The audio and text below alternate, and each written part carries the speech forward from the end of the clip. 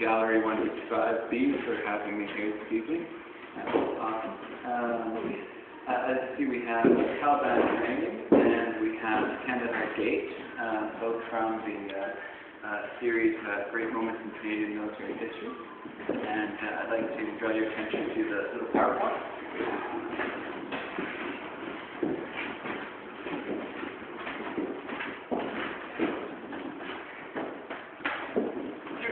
Gather around. Do you see that okay? Everybody see that okay? Yeah. Good.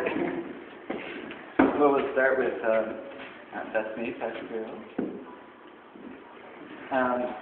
My body of work for years has been about our relationship with technology. And I used to do a lot of porcelain and wood. Essentially, the wood was the structure that would contextualize the ceramic component. I was always trying to get the ceramics from being a pedestal to some other format. So what I was really interested in was the relationship between the different components, the ceramics and the wood. The ceramics being a sort of stand-in for the individual, the psyche, the human component. And we have a relationship with clay that way. And that's why I was working. And so these pieces were quite clearly about the little bonhommes actually carrying, say, in this case, the wheels of industry on the back. Then I got commissioned to do a time machine. Time and history has always been a big part of my work too. This is time machine number 2. There was a predecessor to it. It didn't go anywhere. This is a whole bunch of those, again, porcelain and spheroids. And this big wood construction. Same thing, perpetual motion machine, same kind of idea. In this case, it's all the little components that are actually, we can imagine driving this big engine. They're all this is 10 feet long. Yeah. And how high? The back end of it's about, yeah. There's a 2-foot gear at the back end. It's all maple node and porcelain.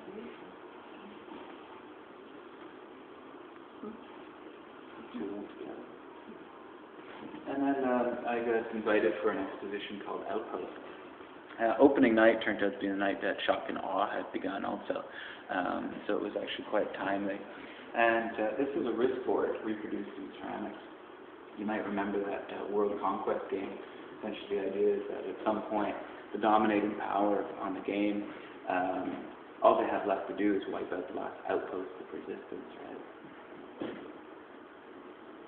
And I continued, I'm doing my master's now at Concordia. I started my thesis here, but I continued to do these 3-dimensional works.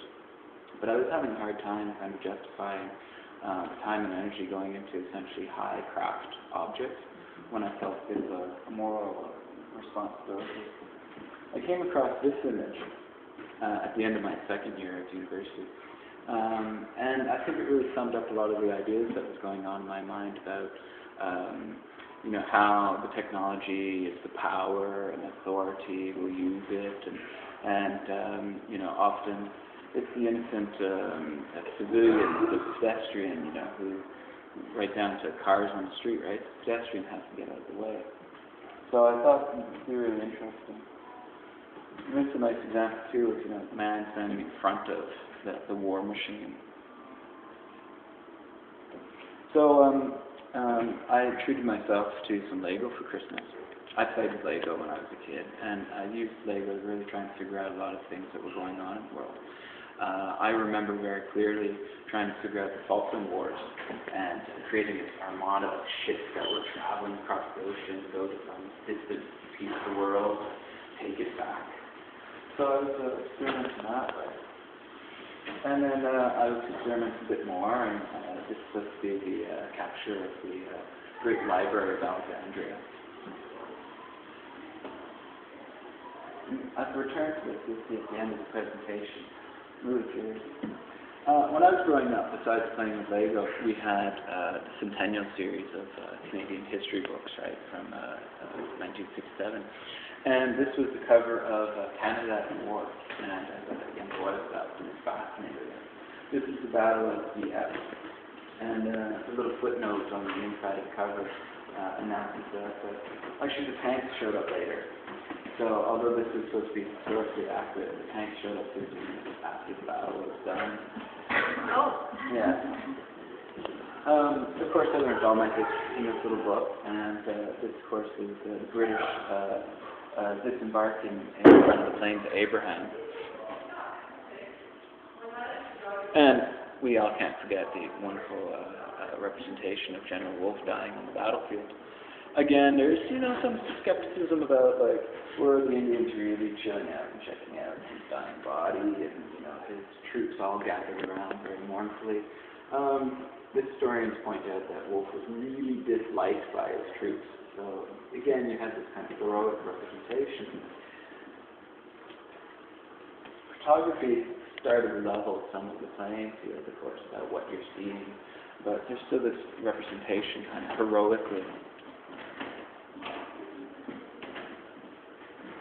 I think what really interests me in the large-scale paintings like this is it becomes not so much about the struggles of the authorities and the powers that be and things like that, but it really comes down to the individuals that are part of, what a war machine is.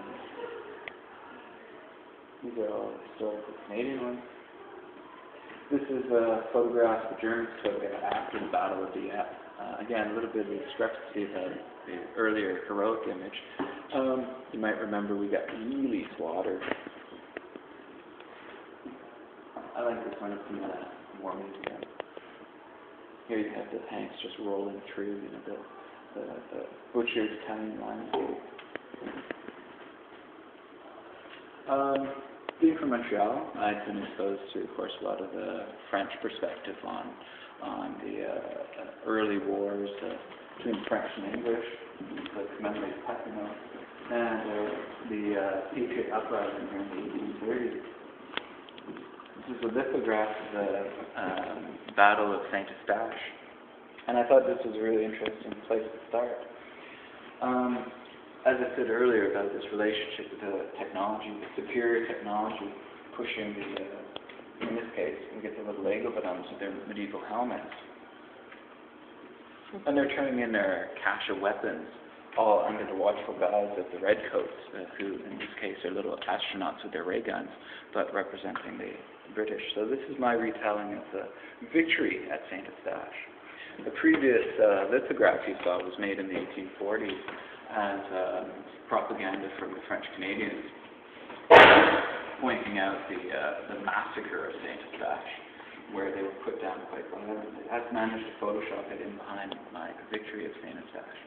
It's not in the case that the British, in their victorious feat of putting down a civilian armed uprising, would have actually gone and mounted a framed piece. So I was questioning it that way. We've reached a certain point of kind of cynicism, I've taught teens for many years, and we reached a point where they know they've been lied to.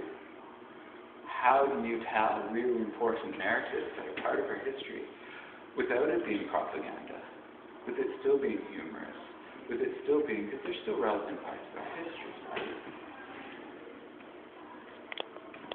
This is my representation of the end of the FLQ crisis, when the Canadian troops, after the War Measures Act that Pierre Elliott Trudeau had imposed, and again, it's questionable whether it was, worthwhile, whether it should have been. It's all revision of history, so work to be done.